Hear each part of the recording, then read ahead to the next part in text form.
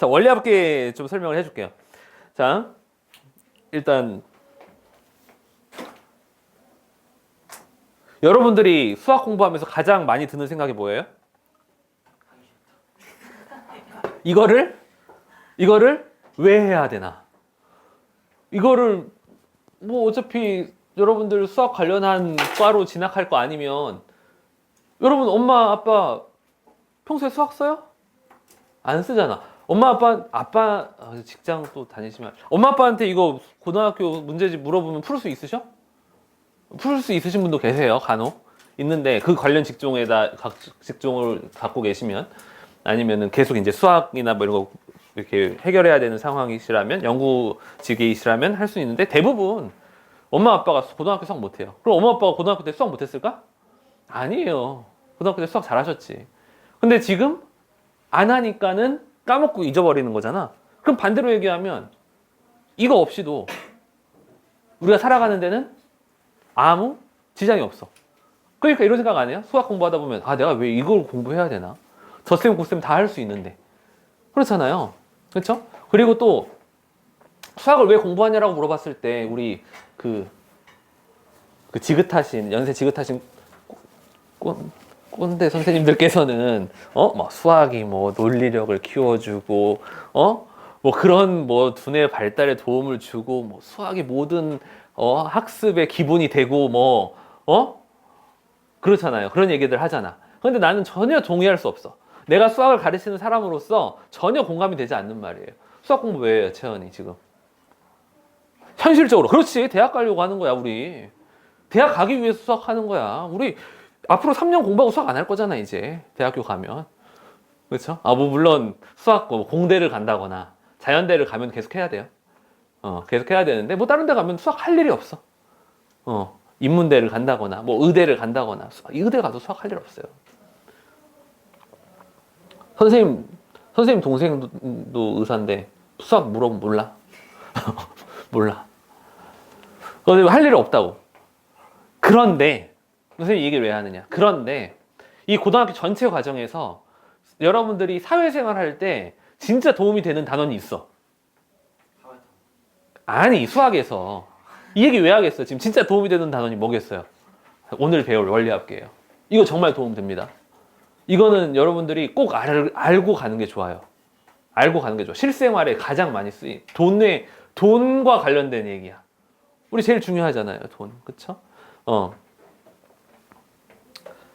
여러분들이 아직은 아닌가? 스팸 전화 와가지고 뭐 이렇게 뭐 보험이나 뭐 적금 상품 가입해라 이런 거 전화 받은 적 있어요, 여러분들? 없어요? 막 그런 전화 오면 그런단 말이에요. 이제 선생님 어른이니까는 이제 그런 전화 받는데 막 그런단 말이야. 지금부터 얼마씩 20년 동안 저축을 하면 이자가 복리로 붙어서 20년 후에 1억을 만드실 수 있습니다, 고객님. 어떻게 개설해 드릴까요? 막 이런 식으로 막 문자가 오고 전화가 오고 한단 말이야. 그러면은 뭐 내가 한 달에 얼마씩 넣으면 20년이면 1억을 만들 수 있어? 혹 하고 가입하고 해버린단 말이지. 아무런 근거가 없으면. 그렇지만 여러분들이 오늘 이 원리합계를 제대로 배우면 여러분들이 스스로 계산할 수가 있어. 그러한 그 현란한 그 입놀림에 여러분들이 넘어가지 않을 수 있단 말이지. 한번 선생님 실제로 그런 적 있어요. 실제로 내가 좀 한가할 때였어. 한가했었는데 그 전화가 온 거야. 동부화재였어. DB 손해보험 그거 있잖아, 옛날에. 그 옛날에 전화가 왔는데 나한테 진짜 20년인가 20년 동안 매달 얼마씩 넣으면 1억을 만들 수 있다고 그러는 거야. 그래서 막 복리 이자 이렇게 붙어가지고 이렇게 아주 큰 돈을 만들어 주겠다는 거야. 그래서 내가 아니 복리가 이거 퍼센트가 2%면 이거 매달 얼마씩 저축해가지고 10년 동안 저축을 하면은 계산해보면은 딱 1억이 나오는데 이걸 왜 이렇게 과장해서 얘기를 하냐고. 그러니까는 걔가 이제 좀 당황을 했겠지. 걔는 뭐 알겠어? 수학을 잘하는 애는 아닐 거 아니야. 그냥 거기 안내문 대로 그냥 교육 받은 대로 할 거 아니야. 근데 걔는 계산을 못 하는 애야. 그래서 나는 아니 이거 이렇게 해서 하면 당연한 거고 다른 은행도 의자 몇 프로에서 적금하면 당연한 건데 이거 내가 가입해서 이득될 게 없다. 이러면서 30분 동안 실갱이를 걸어내. 쓸데없이. 나 그냥 끊어주면 좋은데 걔는 30분 동안 전화하고 괜히 손님도 유치 못하고 그랬었는데 여러분 이거 계산 잘해야 돼요. 오늘 이거 제대로 배워가야 돼. 여러분 집에서 엄마 아빠가 재테크하는데 고민이 된다. 이자가 몇 %인데 이거 얼마 느냐 마냐 고민이 된다 하면 여러분들이 딱 옆에서 계산을 해주는 거야. 그렇죠. 엄마 이거 얼마씩 넣으면은 엄마 1년 후에, 2년 후에, 10년 후에 얼마 받을 수 있어. 그럼 이거 지금 하는 게 좋겠어? 아니면 다른 데 투자하는 게 좋겠어? 알겠죠? 계산해 주는 거야. 알겠죠? 제일 유익한 단원이고, 선생님이 실제 여러분들이 몰라도, 그러니까 문제 푸는 데는 여기까지 몰라도 되는 부분도 선생님이 다 가르쳐 줄게요. 현실적으로, 실용적으로 우리가 하기 위해서 다 가르쳐 줄 거예요. 그럼 이제 여러분들 계산할 수 있게 되는 거야. 근데 이 원리합계를 배우려면 몇 가지 이제 여러분들의 실제 생활에서 쓰이는 용어를 알아야 돼. 용어를 알아야 되고 그것들이 실제 생활에도 쓰이지만 우리 문제에서도 나와요. 그래서 우리 원리합계 용어들부터 좀 정리를 하고 갈게요. 오늘 더 진도 안 나가요. 원리합계 하고 끝냅니다. 원리합계 근데 미리 얘기하지만 유익한 단원이긴 하지만 어려워요. 어려워. 고등학교 1학년, 2학년 여러분 선배들도 원리합계 단원 제대로 한다 그러면은 그냥 하루 종일 이거 원리합계 다 여기에다가 시간 다 투자해버려요. 알겠죠? 근데 우리는 선생님이 여기 교육과정에 있는 아주 간단한 원리합계보다 좀 더 심한 과정까지 좀 알려줄게요. 여러 가지 용어를 배워야 되는데 먼저 이 합계는 알 거고 원리가 무슨 뜻인지부터 알아야 돼. 원리가 뭘까요? 개념 원리의 그 원리가 아니에요? 원리 뭘까? 우리 돈 얘기하는 거예요? 금리할 때 그렇지. 금리할 때 그 리자야. 그러면은 리가 하나 있다. 아니에요. 좀 그건 아니잖아. 누가 봐도 한자잖아. 설마 합성어겠어 이게? 그렇죠. 원은 뭐고 이는 뭘까? 이예요. 이. 그렇지. 이자야. 원은 뭘까? 원금. 그래서 원금과 이자의 합계. 그래서 원리 합계인 거야. 그럼 이 단원에서 배우는 건 뭐냐? 내가 매달 100만 원씩 저축을 해. 그럼 1년 후에 얘가 얼마가 되냐? 이자까지 합쳐서. 10년 후에 얼마가 되냐? 이자까지 합쳐서.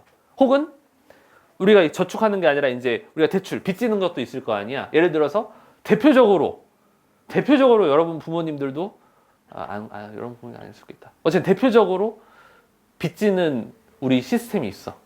뭐예요? 대놓고 빚지는 그게 있어. 이거 백화점 가면 진짜 많이 보이는데. 할부는 빚지는 거예요? 무이자 아니에요, 무이자. 그래도 빚이지. 무이자는 우리 안 배워. 문제 안 나와. 무이자는 안 나옵니다. 너무 쉽기 때문에 무이자 안 나오고. 할부 우리 빚지는 거예요. 그렇죠. 미리 땡겨 쓰는 거잖아요. 부모님들이 다 일시불로 하셔가지고 잘 모를 수도 있는데, 그렇죠. 근데 할부로 이렇게 계획적으로 또 할부로 할 수 있다고. 근데 할부도 빚지는 겁니다. 그러면은 예를 들어서 이런 거예요.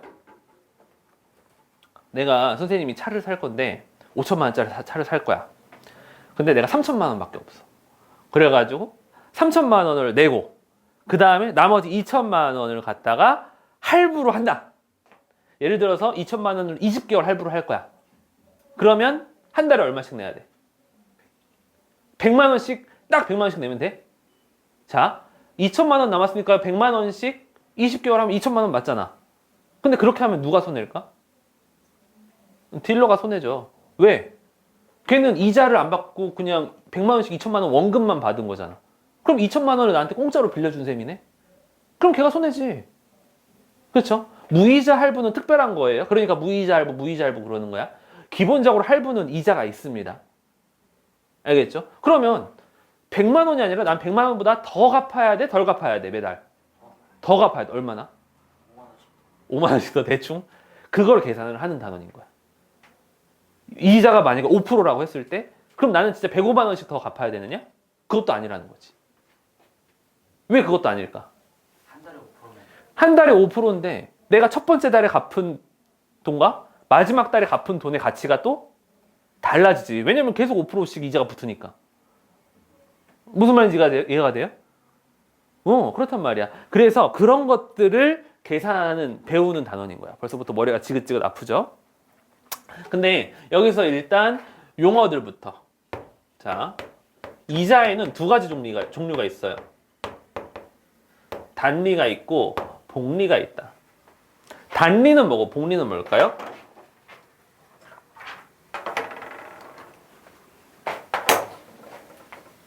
단리는 뭐고 복리는 뭘까?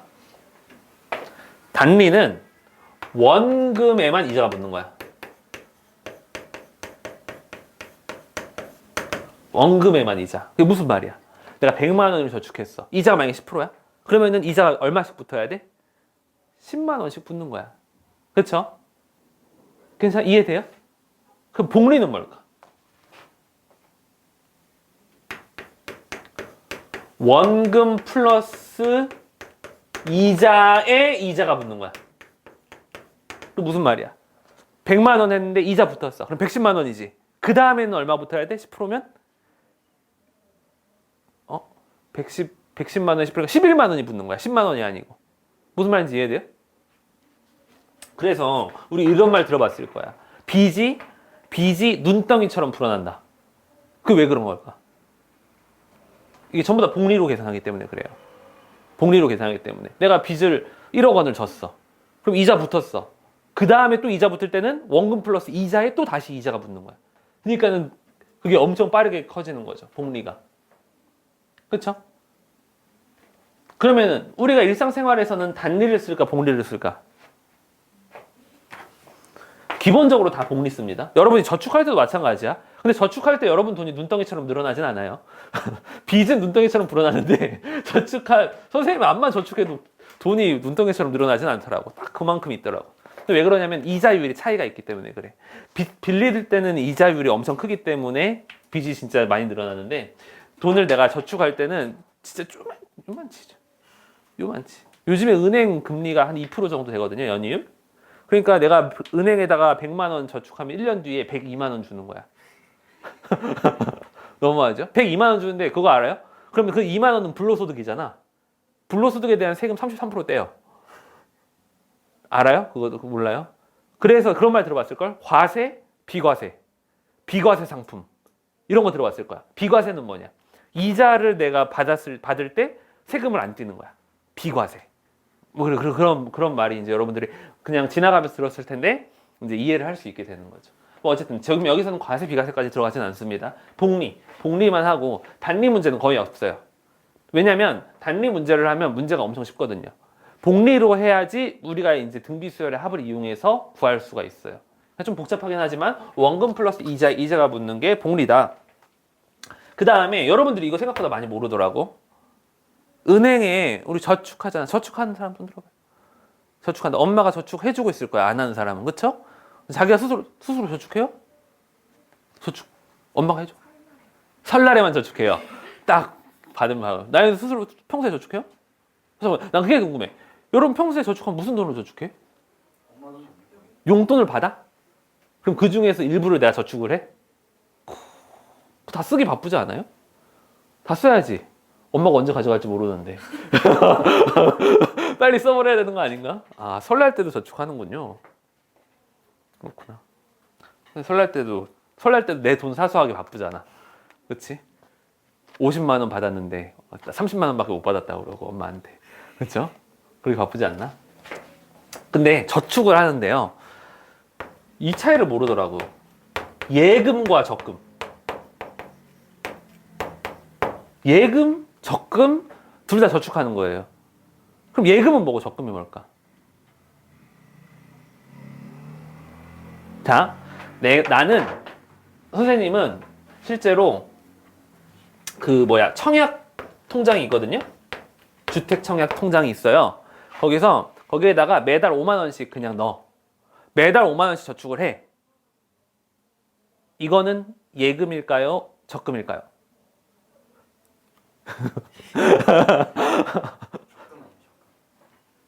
적금이 원래 저금하는. 아, 저축의 종류가 모를 수가 있구나. 봐봐요. 선생님이 만약에 복권이 당첨이 됐네. 그래서 10억 원이 딱 떨어졌어. 10억 원. 10억 원 있으면 내가 지금 그래도 10억 원 갖고는 어쩔 수가 없지. 10억 원 있으면 아파트 바로 샀지 하나, 그치? 근데 어쨌든 10억 원이 딱 떨어졌어. 그럼 이거를 저축을 할 거야, 내가. 그러면은 이거를 10억 원이니까 매달 1,000만 원씩 저축을 해야지가 나한테 유리해? 아니면은 10억 원 한 방에 저축 딱 하는 게 나한테 유리해? 뭐가 더 유리해요? 한 방에 저축을 딱 해야지 내가 그거 10억 원에 대한 이자를 다 받잖아. 1,000만 원씩 나눠서 저축하면은 이자가 찔끔찔끔 붙잖아요. 그럼 봐봐. 저축을 하는 방법이 두 가지인 거야. 크게. 한 방에 저축하는 방법과 나눠서 정기적으로 저축하는 두 가지가 있는 거야. 두 가지가 있는 거야. 뭐가 한 방일까? 예금일까? 적금일까? 예금이 한 방이에요. 그러니까 여러분 은행 가가지고 저축 통장 만드는데 나는 적금 통장으로 생각했는데 뭣도 모르고 저 예금 통장 만들러 왔어요. 그러면은 그냥 한 방에 얼마 넣겠냐는 그런 말만 듣는 거예요. 알겠죠? 예금이 한 방입니다. 한 방에. 적금이 꾸준히 다달이. 근데 참고로 얘기하면 실생활에서는 이거의 경계가 약간 모호해지는 경우가 있어. 모호해지는 경우가 있는데 우리는 지금 문제를 풀 거잖아요. 그러니까 예금과 적금 정확하게 구별을 하셔야 돼요. 알겠죠? 예금과 적금 뭔지 알겠죠? 저축은 이렇게 두 가지가 있다. 그 다음에 조금 이제 어려운 개념인데 기수불 개념과 기말불 개념이 있어요. 사실 이거는 문제를 풀기 위한 개념입니다. 현실 세계에서는 별로 그렇게 중요하지 않아요. 현실 세계에서는 중요하지 않아. 그러니까 무슨 말이냐면 내가 오늘 며칠이지? 12월 13일이죠. 내가 12월 13일 날 오늘부터 내가 저축통장을 만들었어. 1년짜리 적금을 만들었어. 매달 넣는 거야. 그럼 오늘 딱 넣었어. 그럼 다음 달 13일에 또 넣죠? 또 넣고 또 넣으면 실제로는 내가 내년 12월 12일까지가 그 저축 기간이고 12월 13일 날 내가 이제 저축한 돈을 찾을 수가 있는 거야. 실제로는 그래요. 그런데 우리가 이제 접하는 이 문제에서는 그렇게 따지기가 너무 어려운 거야. 너무 복잡해지는 거야. 그래서 어떻게 하냐면 보통 뭐 매달 저축을 하는 거면 매달 초 혹은 매달 말에 저축을 하는 거예요. 그러니까 중간에 애매한 날짜가 아니라. 오케이? 그래서 봐봐. 기수불과 기말불의 차이부터 좀 알아봅시다. 기수불. 기수불이고 기말불이에요. 무슨 차이가 있을까? 초말. 그렇지, 초말이야. 야, 숫자가 무슨 숫자? 뭐라고? 작은 숫자가 기수랑 말. 머리 숫자. 꼬리 말자. 그러니까 기간의 초에 어떤 기간, 년이면 년, 달이면 달, 기간의 초에 넣는 그 기간의 초에 불입한다. 내는 거를 기수불이라고 하는 거야. 초, 기간의 어떤 기간의 초, 월초, 연초, 연초 이렇게 되는 거고, 기말불이면 월 말이나 연말에 내는 거를 기말불이라고 하는 건데, 여기서 이제 약속이 하나 들어가요. 어떤 약속이 들어가느냐? 자, 이거 문제 풀 때 약속이에요. 실제로는 아니야. 문제 풀 때 약속. 우리 19년 말. 2019년 말. 이 뜻하는 건 뭐냐면, 2019년 말 하면은 좀 애매하잖아요. 그쵸? 2019년 12월 말이라고 할게요. 2019년 12월 말 하면은 뭐 12월 25일도 12월 말이고, 12월 28일도 12월 말이고, 12월 31일도 12월 말이죠. 근데 우리 문제 풀 때 이렇게 애매하게 월 말 이렇게 나오잖아요. 그럼 이거는 정확하게 무슨 의미냐면 2019년 12월 31일 24시를 가리키는 거야. 문제 풀 때. 알겠죠? 그래야지 안 헷갈려요. 그러면 2020년 1월 초. 이거는 뭘까? 마찬가지 의미로 따져보면. 1월 초 하면 뭐 1월 1일도 되고 1월 2일도 되고 1월 3일도 되지만, 그거 말고 우리가 문제 풀 때는 어떻게 해야 돼? 2020년 1월 1일 몇 시? 0시를 가리킨다고 생각하시면 편해요. 그러면 이거 두 개는 어때요, 지금? 두 개는 똑같은 시점이 되는 거예요. 알겠어요? 똑같은 거야. 알겠죠? 그래서 말과 초가 있는데 우리 말과 초를 확실하게 완전 끝, 완전 처음이라고 생각하시면 됩니다. 문제 풀 때. 애매하게 하는 게 아니라. 그러면 이 기수불과 기말불에 관한 얘기를 해야 될 게 이제 여러 가지 얘기가 있는데 봐봐요. 할부. 할부는 뭐랑 똑같다고 그랬어? 대출. 그 다음에 뭐 퇴직금, 할부 대출, 퇴직금, 연금. 그 다음에 저축하는 상황. 예금, 적금. 자, 이런 종류들의 여러분들이 문제를 접하게 될 겁니다. 자, 설명을 좀 해줄게요. 여러분 또 이런 것들에 대해서 잘 몰라가지고 문제 풀 때도 도움이 될 거고 실생활에서도 여러분들이 이제 좀 알게 될 거예요. 할부. 아까 선생님이 얘기했던 것부터 합시다. 자, 5천만 원짜리 차를 살 건데 3천만 원을 내고 2천만 원 할부를 했어요. 자, 내가 그러면 3천만 원 냈어. 그럼 이제 매달 100만 원씩 할부금을 내야 돼. 그럼 이 100만 원의 할부금을 이제 다달 갚아 나가야 되잖아. 자, 물어볼게요. 100만 원의 할부금은 내가 3천만 원을 내고 딱 산 직후에 바로 내는 거다. 1번. 그 다음에 2번은 뭐냐? 3천만 원을 내고 나서 한 달 있다가부터 100만 원을 내기 시작하는 거다. 2번. 1번이 맞을까요? 2번이 맞을까요? 100만 원을 이제 할부금을 낼 건데 사자마자 바로 한 번씩 갚아 나가는 거다. 아니다. 한 달 있다가부터 100만 원씩 내는 거다. 뭐가 맞을 것 같아요? 할부로 여러분들이 결제를 하게 되면 그 다음 달부터 갚아 나가는 거예요. 무슨 말인지 알겠어요? 대출도 마찬가지야. 내가 돈을 빌리잖아요. 돈을 빌리자마자 갚는 게 아니라 빌리고 나서 한 달 있다가부터 갚는 거야. 그러면 문제에서는 보통 이제 어떻게 나오냐?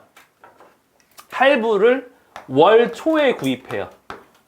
월 초에 구입하고 그러면 언제부터 갚아 나가는 거야? 월 말에 갚아 나가게 되는 거예요. 상환. 상환이란 말은 갚는다는 거거든요. 실제로도 그렇습니다. 선생님이 뭐 지금 가서 백화점에서 뭐 물건을 사. 할부로 끊어. 할부로 끊으면 어떻게? 당장 돈을 내는 것이 아니라 한 달 후부터 카드 돈이 빠져나가는 거예요. 무슨 말인지 알겠죠? 그러니까 할부랑 대출에 관한 문제가 나오면 어떻게 되겠어? 보통 월 초에 구입했다. 그럼 월 말부터 얼마씩 갚아 나가는가라고 물어봅니다. 알겠죠? 사자마자 갚는 게 아니라. 그러면 이거는 기수불이에요? 기말불이에요? 기말불이 되는 거야. 근데 기수불 기말불이라는 용어는 아마 여러분 교재에서는 찾기 어려울 거예요. 그런 용어를 쓰진 않으니까. 자, 그 다음에 퇴직금하고 연금 나와 있는데 이거는 뭐냐면 아직 여러분들 부모님이 퇴직 이런 연세가 안 되셔서 선생님 부모님들 같은 경우는 다 지금 퇴직하셨어요. 퇴직하셨는데 작년에 퇴직하셨는데 우리 퇴직금 받을 때 옵션이 두 가지가 있는 거 알아요? 옵션이 두 가지가 있어. 어떤 옵션이 있냐? 첫 번째, 여러분 그런 말 들어봤을 텐데 퇴직금으로 치킨집 차렸다가 망해 먹어가지고 우리 서민들이 참 곤란하다 이런 얘기 들어봤어요. 퇴직금으로 사업을 하다가 망했다 뭐 이런 얘기 듣잖아요. 퇴직금이 얼마가 되길래 사업을 할 수 있을까? 퇴직금이라는 거 설명을 좀 해주자면 문제랑 관련 없는데 퇴직금은 어떻게 하는 거냐면 선생님이 연봉이 있을 거 아니에요. 선생님은 연봉 없어요. 네, 회사원이라든지 공무원은 연봉이 있을 거 아니에요. 그쵸? 그럼 연봉에 월급을 받으려면 어떻게 해? 월급을 받으려면은 12달로 나눠가지고 월급을 받을 거 아니야. 그치? 근데 12로 나누지 않아요. 얼마로 나눌까, 연봉을? 13으로 나눠요. 13. 처음 하는 사실이죠? 월급을 13으로 나눠. 그러면은 13으로 나눈 액수를 월급 매달 통장으로 받는 거야. 그러면은 한 달치는 어디 간 거야? 한 달치는 퇴직금으로 빠지는 거예요. 회사가 보관해 놓는 거야. 무슨 말인지 알겠어요? 그래서 그게 이제 계속 모이는 거지. 이자 붙어서 모이는 거지. 그쵸? 그러면 그게 이제 쌓이는 거야, 퇴직금이. 퇴직금이 쌓여가지고 퇴직할 때 되면은 자, 그 쌓인 돈이 있겠죠? 그 쌓인 돈을 옵션 첫 번째, 한 방에 받을 것이냐? 아니면 두 번째, 다달이 받을 것이냐. 이게 두 가지가 생기는 거예요. 자, 그러면 예를 들어서 내가 퇴직을 이제 해가지고 퇴직을 해서 100만 원씩 매달 월마다 100만 원씩 받는데 그럼 1년이면 얼마예요? 월마다 그럼 연마다 1,200만 원씩 받는데 이거를 20년 동안 받는다고 치자. 그럼 내가 받는 돈이 얼마가 되는 거예요? 1,200만 원씩 20년이면 2,400만 2억 4천이네요. 그렇죠? 그럼 20년 동안 받는 돈이 100만 원씩 받으니까 2억 4천이야. 근데 나 이거 한 방에 받을래. 한 방에 받으면 얼마를 받아야 될까? 2억 4천 받으면 될까? 2억 받죠. 2억 4천을 받는다고 하면 무조건 한 방에 받아야지. 왜? 이 100만 원이라는 건 20년 후에도 100만 원을 받는다는 거거든? 그러면 20년 후에 100만 원이랑 지금 100만 원이랑 똑같아요? 아니잖아. 20년 후에 100만 원의 가치는 지금보다 훨씬 떨어질 거 아니야. 무슨 말인지 이해되죠?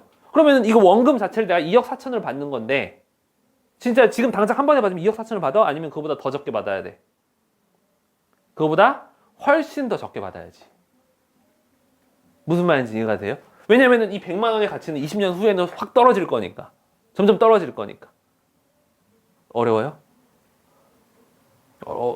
그러면 내가 요만큼 받을 거야. 그러면 지금 이걸 당장 받을 거면 얼마를 받아야 되느냐 이거 계산할 거예요. 어렵죠? 어렵죠? 이자 따져갖고 계산해야 돼요. 근데 그런 옵션 없어요. 이게 연봉에서 퇴직금으로 안 하고 그냥 12로 나누는 그런. 그런 건 없어요. 그게 아마 그 법으로 없어요. 법으로 안 돼. 퇴직금 그걸 해줘야 돼요. 선생님 같은 프리랜서는 선생님 프리랜서거든요. 그거는 선생님은 해당 안 되는 건데 선생님이 만약에 정규 그 직원으로 계약을 해가지고 한다라고 하면 법으로 그렇게 퇴직금이랑 이런 거 다 마련돼야 돼요. 그렇게 해서 이제 퇴직금 이렇게 결정할 수 있는데 연금도 마찬가지예요. 연금 가입했어. 국민연금 가입하잖아요. 그렇죠? 그러면은 이제 보통 국민연금 이런 거는 선생님이 나이가 차면 그때부터 매달 얼마씩 지급된다 이렇게 하는 거지만 내가 이제 어떤 연금 상품, 은행이나 이런 데도 연금 상품이 있거든요. 그런데 가입을 해가지고 돈을 다 성실히 내고 이제 내가 받을 때가 됐어. 그럼 이거를 한 방에 받을 것이냐, 아니면 몇 년간 나눠서 받을 것이냐. 이거 따질 때도 가치 계산을 해야 되는 거야. 돈의 가치를 계산해야 돼요. 예금 적금 마찬가지. 예금 적금. 이건 뭐 한 방에 하고 그런 건 아니지만 월 초에 매달 얼마씩 저축을 하면 봐봐. 100만 원씩 내가 저축을 했어. 한 달에.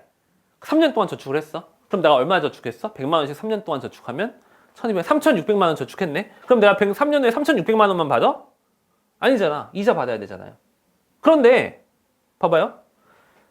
마지막 달에 100만 원 넣은 거는 이자가 한 번 붙는 게 맞고 첫 번째 달에 100만 원 넣은 건 이자가 3년 동안 붙어야 되는 거잖아. 그럼 그게 또 다르단 말이에요. 가치가. 그래서 그걸 다 계산을 해줘야 돼. 무슨 말인지 이해가 돼요? 그래서 그것들을 지금 선생님 말한 것들을 계산하는 방법을 지금 배울 거예요. 나중에 하는 게 아니라 그건 지금 해야 되는 것들이고 선생님은 지금 이 용어들을 설명을 해준 거야. 예금이 뭐다. 적금이 뭐다. 할부가 이런 거다. 퇴직금이 이런 거다. 초랑 말이 이제 문제에 나올 건데 초랑 말을 이렇게 해석해라. 우리는 복리로 계산할 거다. 설명을 해준 겁니다. 알겠죠? 자, 그러면 항상 이 이제 돈의 가치가 이제 맞물린단 말이야. 한 방에 받을 거냐, 나눠서 받을 거냐. 내가 돈을 매달 얼마씩 넣으면은 그게 그냥 원금만 따지는 것이잖아. 이자가 붙긴 붙는데 매달 붙는 이자가 각각의 달마다 달라지기 때문에 내가 그걸 계산을 해야 돼. 그러니까 무슨 말이냐면 이자가 붙게 되면 돈의 가치가 시시때때로 바뀌어요. 문제에서도 그렇고 실제에서도 그렇고. 돈의 가치가 시시때때로 바뀌는 걸 여러분들 맨날 확인할 수 있어. 여러분 부모님 중에서 주식하거나 이런 거에 민감하신 분들 뉴스 끝나고 항상 그 빨간색 화살표, 파란색 화살표 나오는 거 알아요? 주식 올라갔다 떨어졌다 이거? 그게 뭐야? 매일 그 가치가 바뀌는 거야. 요즘에 양념통닭 얼마야? 양념통닭 얼마야? 안 먹어요? 치킨 안 먹어요? 양념치킨 얼마야? 2만 원. 2만 원이에요? 선생님 고등학교 때 양념치킨 얼마였게? 선생님 고등학교 때 얼마 안 됐으니까 한 18,000원. 비싼 18,000원 이 정도 됐단 말이야. 어? 50원 되는 줄. 50원 같은. 50원은 니네 아버지 고등학교 때도 50원 넘었겠다. 무슨 말, 선생님 고등학교 때 18,000원. 여러분들 지금 2만 원 이렇게 한단 말이지, 그치? 그러면은 똑같은 양념통닭인데 선생님 때는 18,000원? 여러분 때는 2만 원이면은 돈의 가치가 바뀐 거잖아요. 무슨 말인지 이해돼요? 돈의 가치가 바뀌었잖아. 그러니까 여러분들이 이 원리합계 문제를 풀 때 가장 중요한 건 뭐냐면, 가장 중요한 거, 명언 또 한마디 씁니다. 명언. 오늘의 만원과 어제의 만원은 어때? 다르다. 그러니까 친구한테 돈 빌려주면, 만원 빌려주면 만원보다 더 받아야 돼요. 오늘의 만원과 어제의 만원은 다르다. 그래서 이 돈의 가치를 비교를 해줘야 된다. 그래서 어떻게 비교를 하느냐? 시점을 통일해야 돼. 이건 이제 선생님이랑 문제 풀면서 이제 알게 될 거야. 시점을 통일시킨다. 무슨 말이냐? 아까 선생님이 얘기했죠. 퇴직금 가지고 얘기를 해볼게요. 100만 원씩 20년 동안 받을래? 아니면 지금 한 방에 받을래? 라고 했을 때 지금 한 방, 이 현 시점과 이 100만 원씩 매달 받는 거는 매달 돈의 가치가 달라진단 말이야. 이번 달 100만 원, 다음 달 100만 원, 그 다음 달 100만 원 가치가 달라져. 근데 이거 시점을 통일을 시켜줘야 돼. 지금 당장으로 통일시키든지 아니면 이 돈들의 20년 후의 가치로 통일시키든지 이자를 계산해서 통일을 시켜준 다음에 비교를 해야 되는 겁니다. 알겠죠? 그래서 오늘의 만원과 어제의 만원은 다르다. 그렇기 때문에 우리는 어떠한 시점을 정확하게 통일을 시켜야 된다. 그리고 나서 계산하는 거다.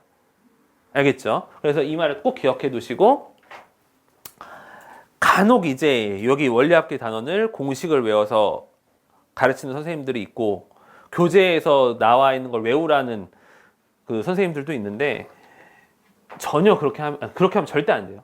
원리합계는 여러분들이 이 모든 개념들을 다 이해를 하고 나올 때마다 저 선생님 말 가지고 가치를 비교해야 돼요. 어떤 시점에 대해서. 알겠죠? 공식 외우지 마세요. 외우지 마세요. 뭐 앞으로도 외우지 말고 지금까지 외웠다면 그 외웠던 것도 까먹어 버리는 게 좋아요. 알겠죠? 절대 외우지 마시고 이거 지울게요. 그럼 이제 여러분들이 대충 이 용어들에 대한 이해는 됐어. 이제 그럼 이제 문제 풀어봐야 돼요. 문제 풀어보는데 선생님이 푸는 대로 같이 풀어야 됩니다. 자, 바이블부터 할까? 잠깐, 바이블에 어떤 문제가 있는지 좀 볼게요.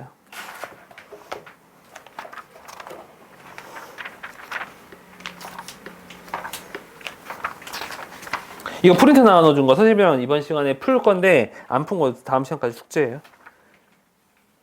자, 이거 바이블부터 보는 게 좋겠다. 404쪽.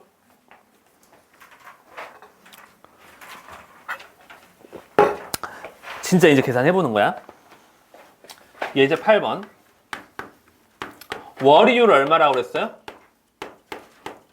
월이율 1%. 1% 많은 거예요, 적은 거예요? 월이율 1%.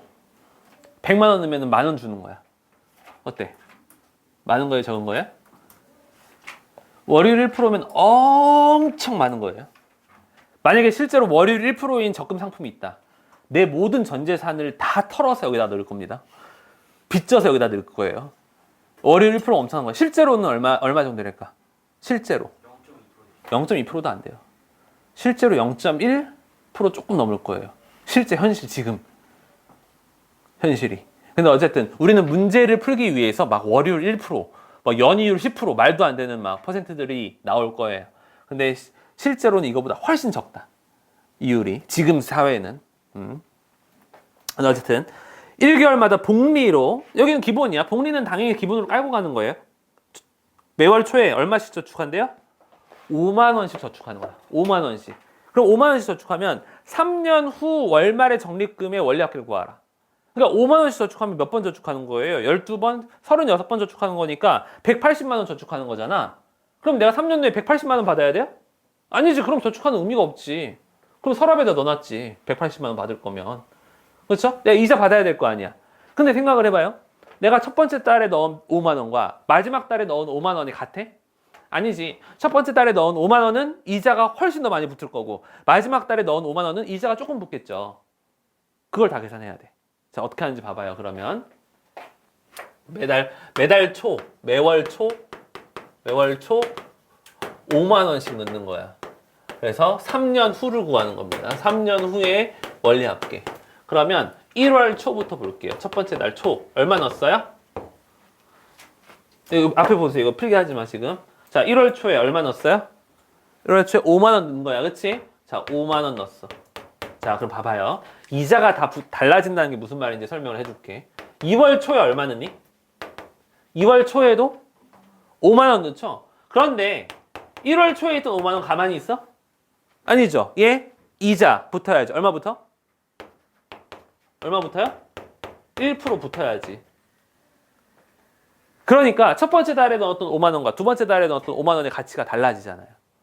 그렇죠? 3월 초에는 그럼 어때? 3월 초에도 얼마 넣어요? 5만 원 넣을 거야. 5만 원 넣을 건데 첫 번째 달에 넣었던 5만 원은 이자가 몇 번 붙어야 되는 게 맞아요?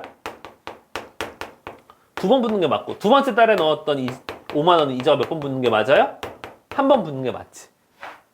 각 달에 넣은 5만 원들이 다 가치가 달라지고 있죠, 지금? 그렇게 해서 3년이니까는 36개월 초겠네요. 마지막 달 초에다가 역시 얼마 넣을 거야? 역시 5만 원을 넣을 거예요.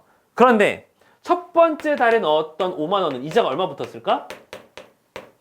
1.01에 35승 이렇게 되겠죠. 두 번째 달에 넣었던 5만 원은 이자가 몇 번 붙었겠어? 34번 붙었겠죠. 세 번째 달에 넣었던 5만 원은 이자가 33번 붙었겠죠. 자, 이렇게 됩니다. 자, 그러면 36월 초에 넣은 이 돈이 얼마냐고 물어보는 게 아니에요, 지금. 자, 봐봐. 우리가 실생활에서도 그렇고 문제에서도 그렇고 이런 경우는 없어. 36월 초에다 5만 원 넣었죠?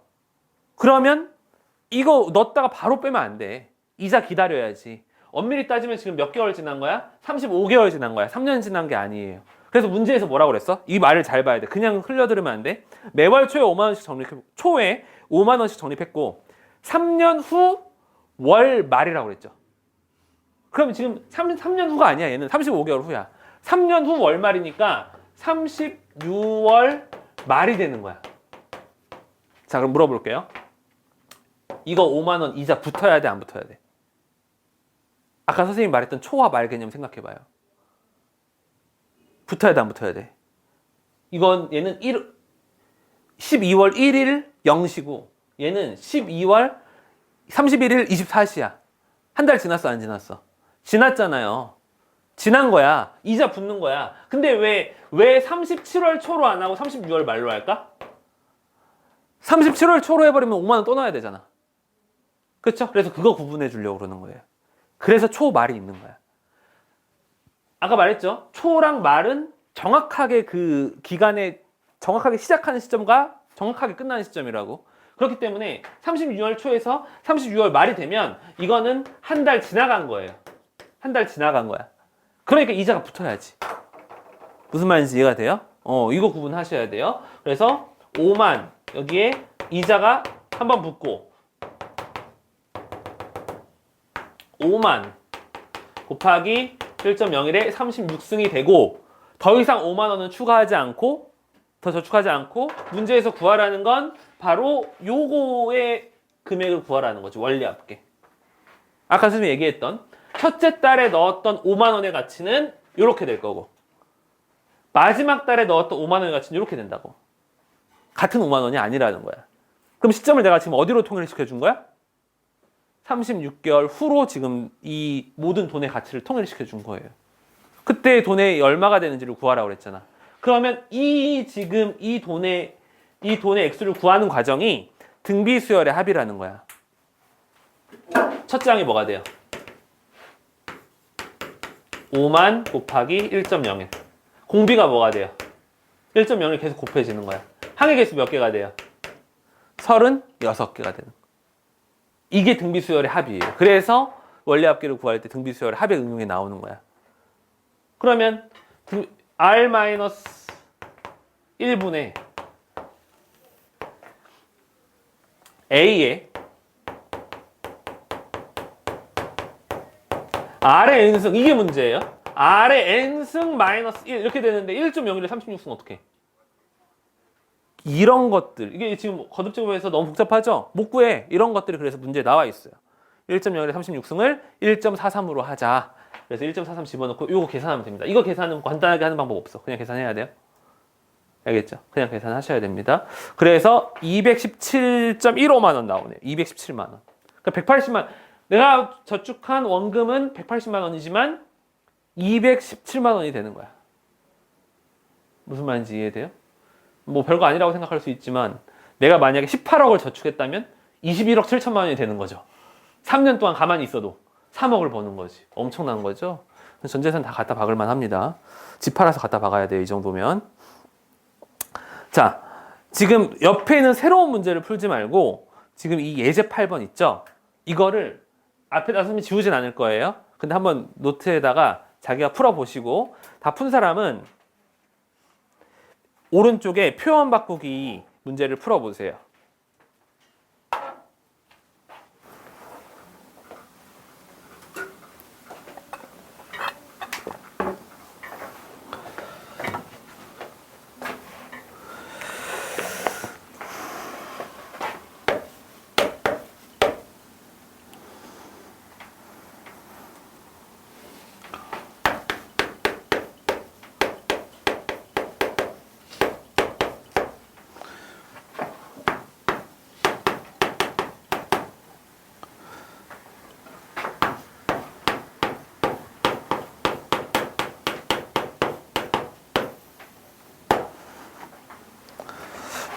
(404만 원이 목표네요. 같이 한번 해볼까요?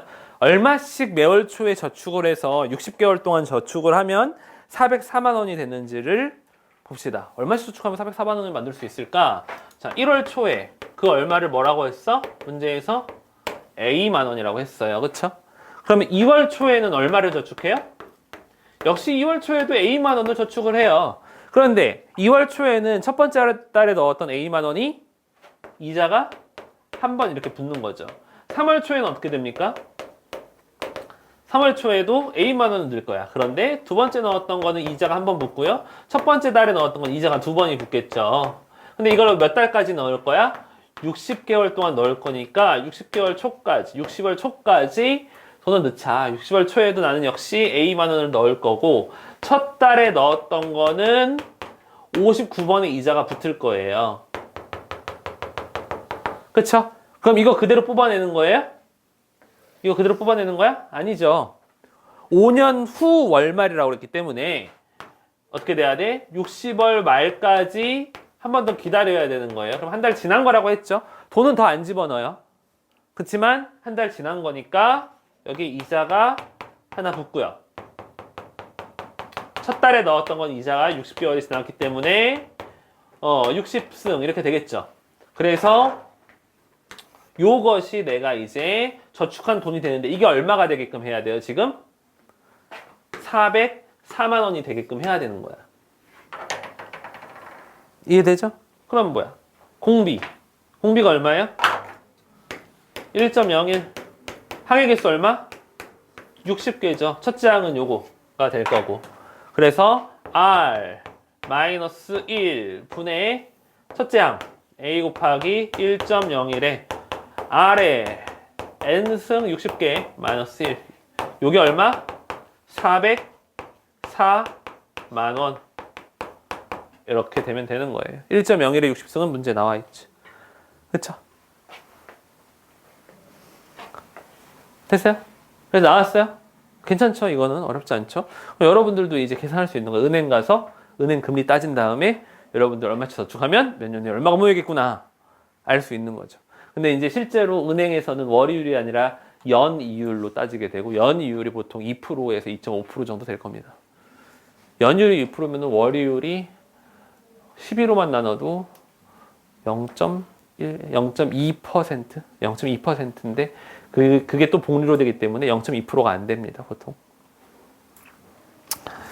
계산하기 좀 복잡하겠다, 그러면. 그쵸?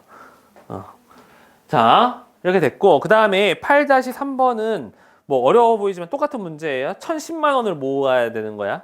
알겠죠? 그래서 이거는 넘어갈게요. 이건 지금 할부가 아니라 돈을 저축을 해서 1010만 원을 모은다는 문제예요. 할부 문제가 아닙니다. 그래서 이거는 안 하고 선생님이랑 이 프린트에 있는 문제 좀 풀게요. 원리합계 이 프린트에 있는 문제.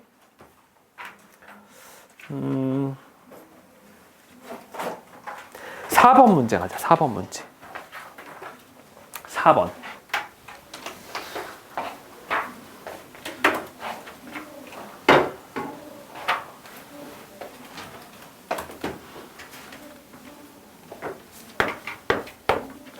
(4번) 문제 가시면 봐봐요. 20만 원짜리 물건을 살 건데 이달 말부터 매달 일정한 금액을 12월 동안 갚아가지고 내가 20만 원을 딱 갚고 싶다는 거야. 봐요. 이달 초에 내가 20만 원짜리를 구매를 했어. 근데 이거를 나누기 12에서 매달 넣으면 안 되죠. 왜냐면 내가 저축하는 돈의 가치가 달라지잖아. 근데 문제는 뭐냐? 나는 20만 원을 빚진 상태이기도 하잖아요. 그럼 20만 원의 가치도 달라지는 거야. 그렇죠?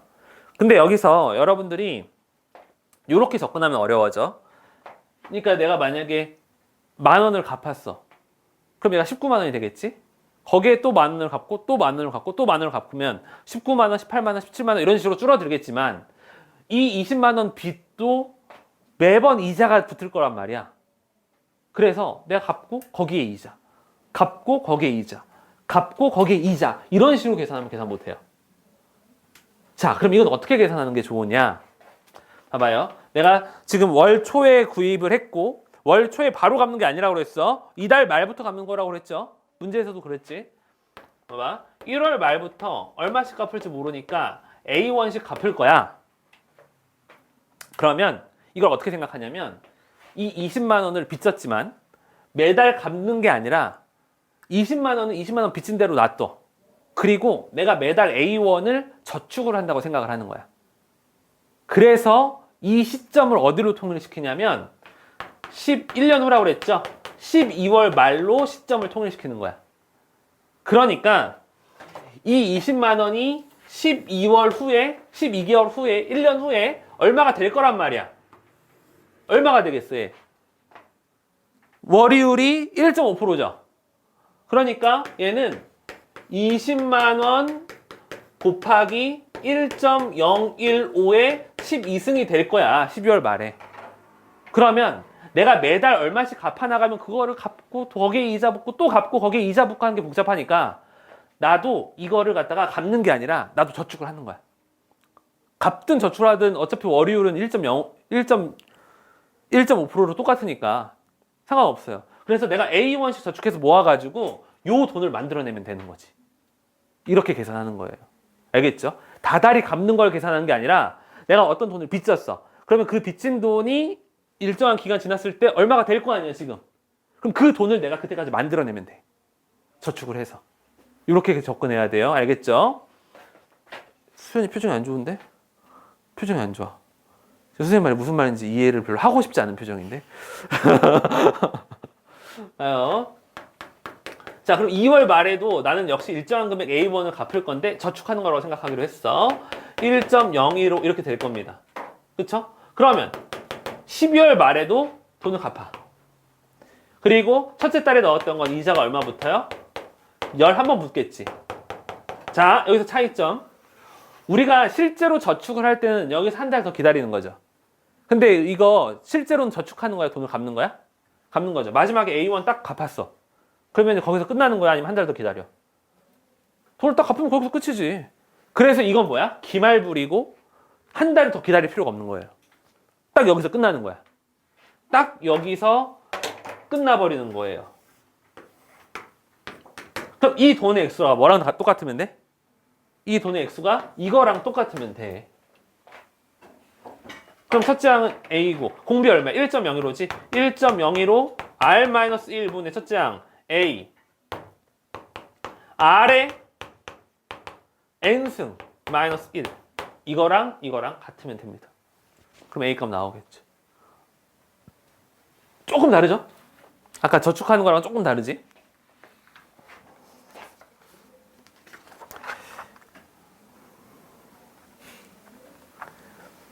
이거랑 비슷한 문제가 자, 7번 한번 풀어보세요. 7번. 7번 똑같은 문제거든요. 했어요? 할만한가 보네. 앞에 거 지울게요. 요 정도 풀면은 여러분들 별로 크게 문제될 거 없습니다. 이 정도 7번 정도 풀 수 있으면 교육과정이 바뀌었기 때문에 여러분들 크게 뭐 문제될 건 없어요, 사실.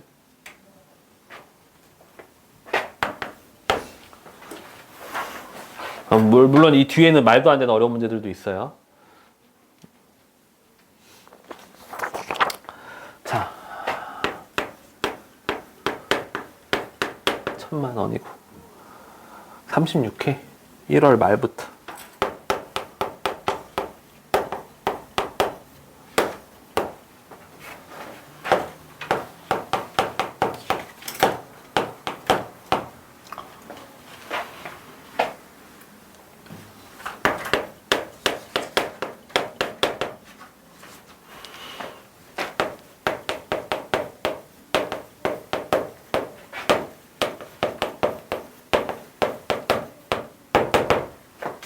같이 해볼까요? 1000만 원을 만들어내면 돼.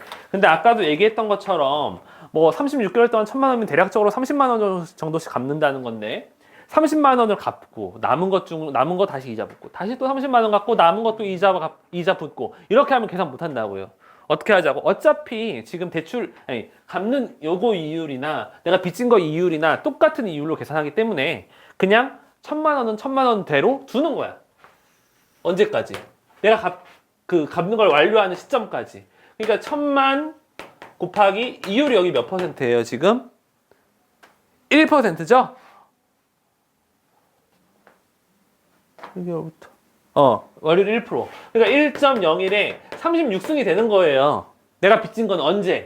36개월 후에 이만큼의 돈을 내가 만들어내면 돼. 그럼 갚는 거잖아요. 저만큼의 돈을 만들어내기 위해서 갚는 거지만 저축하는 거라고 생각을 하자고. 첫 번째 달에 A1을 갚았어.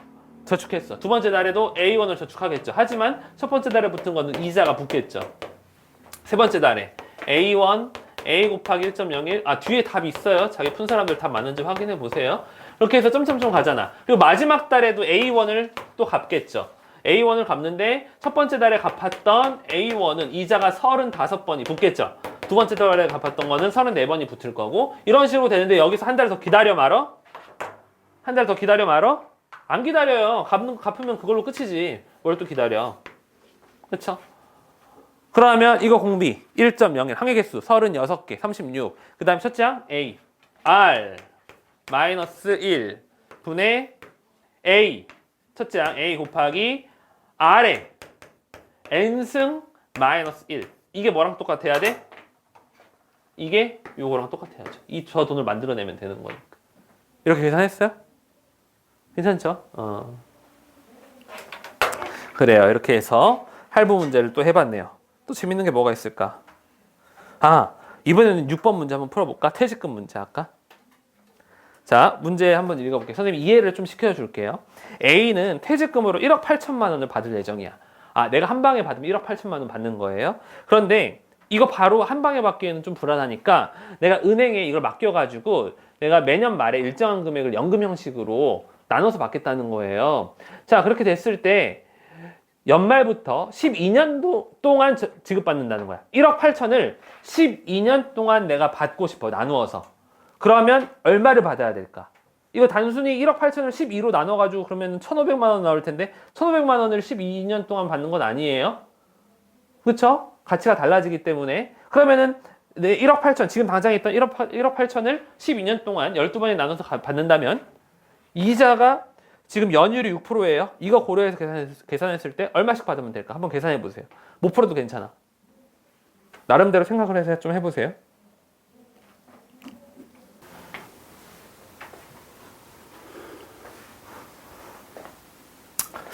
같이 한번 해볼까요? 자, 아까랑 할부랑은 상황이 달라요. 할부는 내가 빚진 거고, 그치?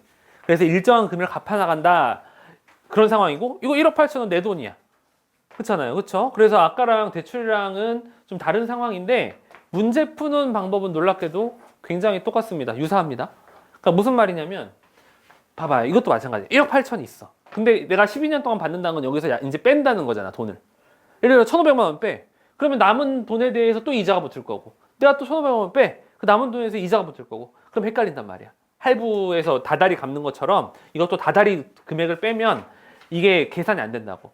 그래서 어떻게 할 거냐면 1억 8천을 그대로 둬. 언제까지 그대로 둬?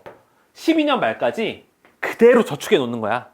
그러면 1억 8천의 가치가 12년 말에는 어떻게 되겠어요? 연이율이 6%니까 1.06에 12승 이렇게 될 거 아니야. 1억 8천의 가치가. 맞니? 자, 이거랑 뭐랑 똑같으면 되냐면 봐봐요. 1년 말부터 내가 A1씩 돈을 받을 거야. 그치? 그런데 이 A1을 갖다가 쓰지 않고 저축을 한다고 생각하는 거야. 저축을 한다고 생각하는 거야. 그래서 A1씩 일정하게 돈을 받았을 때 이 금액이 요거랑 똑같으면 되는 거잖아요. 그러니까 뭔가 이렇게 그 과정이 아까 할부랑은 다른 것 같은데 써놓고 나니까는 계산하는 거는 똑같은 거지 지금. 그렇죠? A1을 받았어. 그러면은 2년 말에도 A1 일정한 금액 받을 거야. 근데 1년 말에 받았던 A1을 내가 그대로 고스란히 저축을 했다고 생각을 한다면 이 A1의 가치는 이렇게 되겠죠. 3년 말에도 마찬가지. A1을 받았어. 근데 2년 말에 받았던 A1의 가치는 이자 한 번 붙을 거고 1년 말에 받았던 A1의 가치는 이자가 두 번 붙을 거고 12년 말에도 A1을 받을 거고 1년 말에 받았던 A1의 가치는 11번 붙을 거고 이자가. 그쵸? 그래서 12년 말에 내가 요만큼의 돈을 받을 거 아니야. 그쵸? 이거랑 뭐랑 똑같아야 돼? 이거랑 똑같으면 되죠. 그럼 내가 받을 일정한 금액 A1이 나오지. 이렇게 봐봐. 1억 8천이라는 돈과 그 다음에 매년 받는 A1이라는 가치가 계속 달라진단 말이야. 이율 때문에. 그래서 어떻게 선생님 언제로 시점을 통일시켰어? 12년 말로 시점을 통일시켜버린 거야. 이자를 고려해서. 이율을 고려해서. 12년 후에 1억 8천은 요만큼 돈이 되니까 내가 매년 A1을 받았을 때 12년 후에 이 돈의 총 액수랑 같으면 되겠다. 무슨 말인지 이해돼요?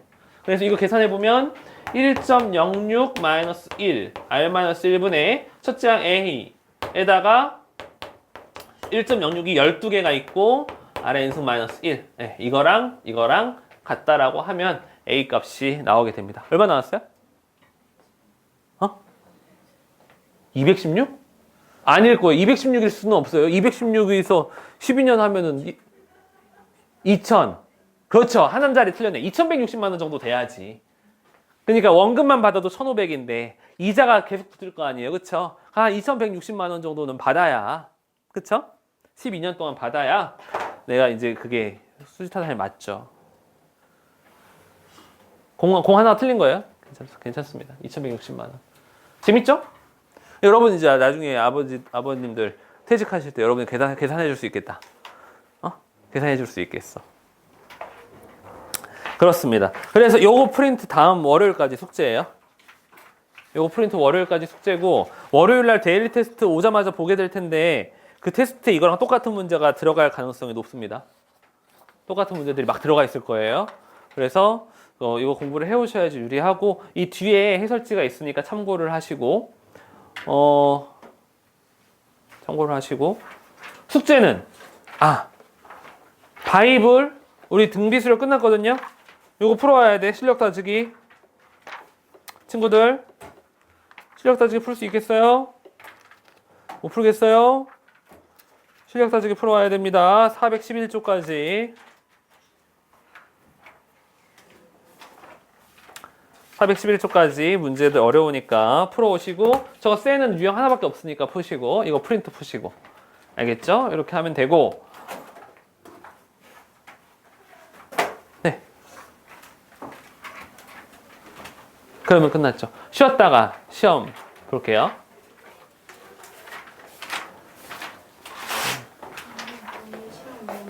오늘 시험 15문제